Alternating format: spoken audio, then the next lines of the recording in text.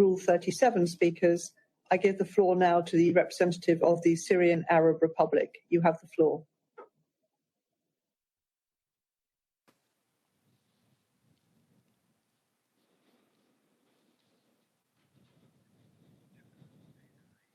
Thank you, Madam President.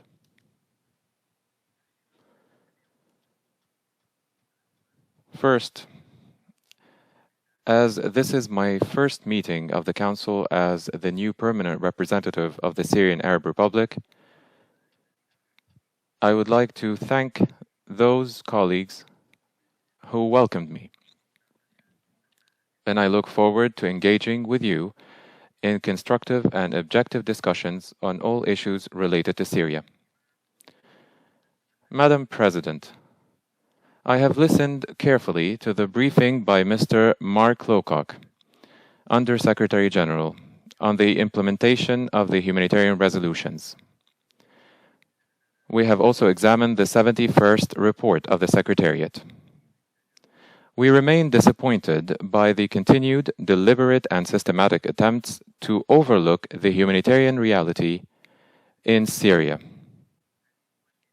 We had hoped that Mr. Lowcock would address our concerns in what might be his last briefing. Madam President, over the years-long crisis, the Syrian government engaged seriously and constructively with the United Nations, our partner countries, and humanitarian partners, especially the Syrian Arab Red Crescent and the International Committee of the Red Cross, as well as more than 50 international NGOs duly authorized to operate in Syria. Such cooperation and the facilitation provided by the Syrian government have led to many tangible and undeniable achievements.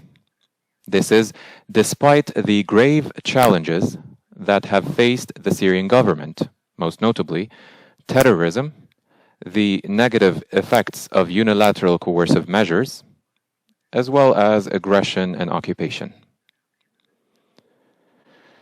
No matter what some might say, the undeniable truth remains that the United Nations and its agencies would not have been able to mount a successful humanitarian operation in Syria without the immense support and facilitation provided by the Syrian government.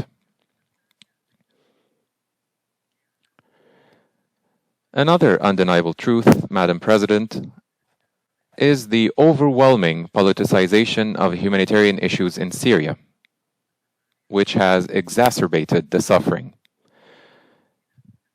The relevant reports submitted to the Council, which failed to meet the minimum of professional standards, have been used by some members to politicize the issue and to distract from any serious and objective discussion on the root causes of the humanitarian crisis in Syria. Madam President, any and all reports or briefings to the Security Council will remain lacking and flawed as long as they continue to overlook the main challenges facing us. These include: 1. The crimes committed by terrorist organizations, especially ISIL and Hayat Tahrir al-Sham, HTS, Nusra Front, and affiliated entities.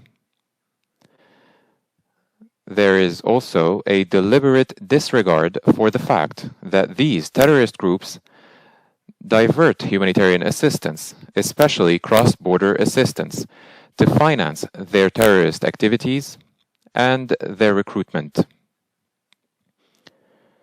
Terrorist groups also use civilians in areas under their control as humanitarian shields. For the past few days, armed terrorist groups controlling Idlib have been preventing locals from reaching the Sarakib-Tarambe humanitarian crossing.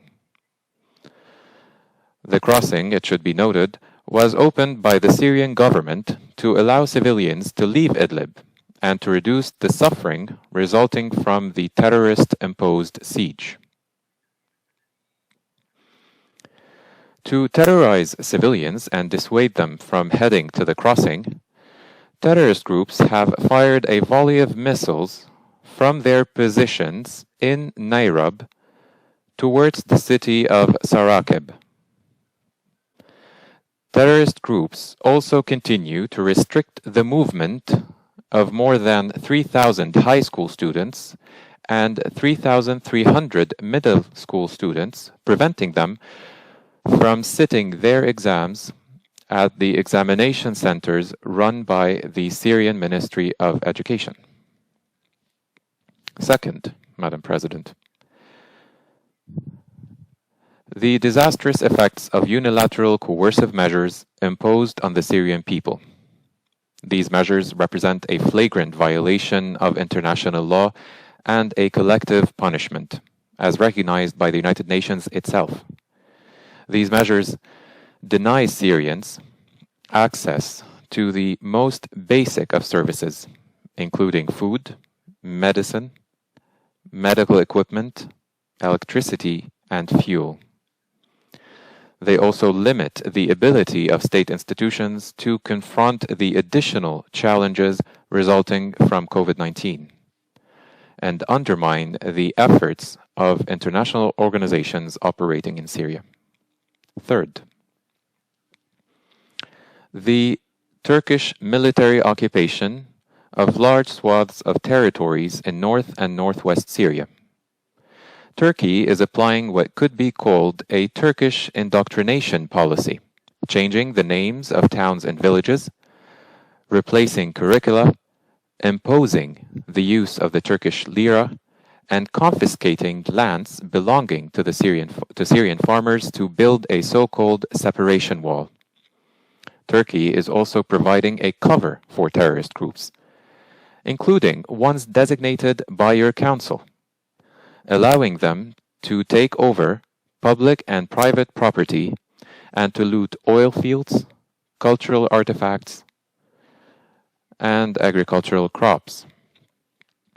The Turkish occupation is also using drinking water as a weapon against civilians by disrupting water supplies from Aluk water station 18 times, depriving our people in Hasaka and surrounding areas from water. These grave violations, Madam President, must be condemned and not applauded. Fourth, the U.S. occupation of areas in northeast Syria.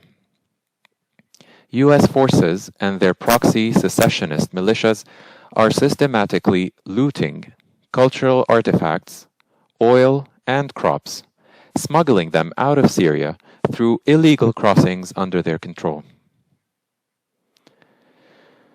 Recently, the secessionist militias have imposed a suffocating siege on the city of Hasaka, reducing food and fuel supplies into the city. They have even gone as far as opening fire on defenseless civilians, protesting the siege and calling for the full return of state institutions to northeast Syria.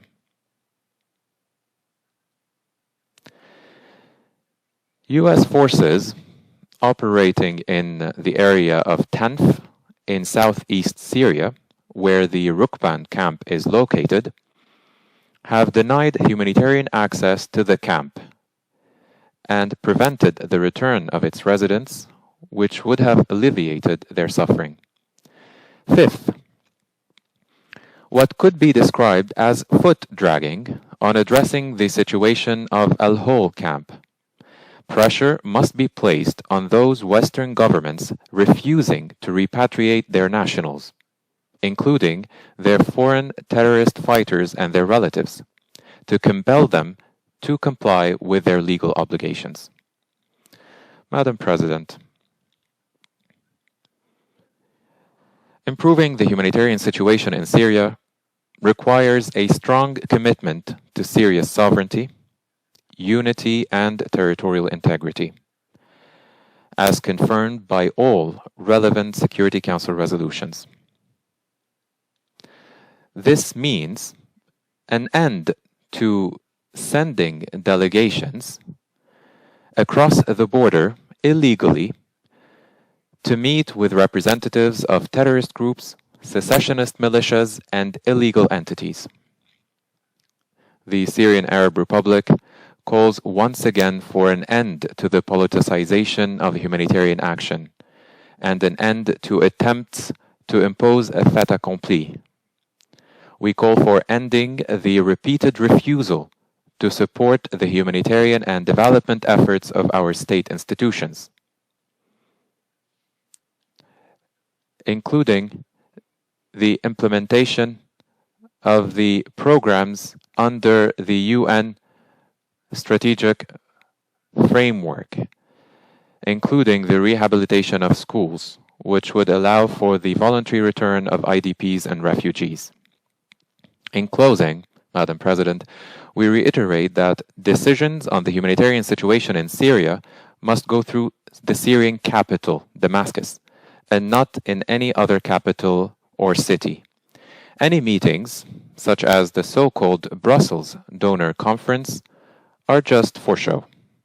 Thank you, Madam President.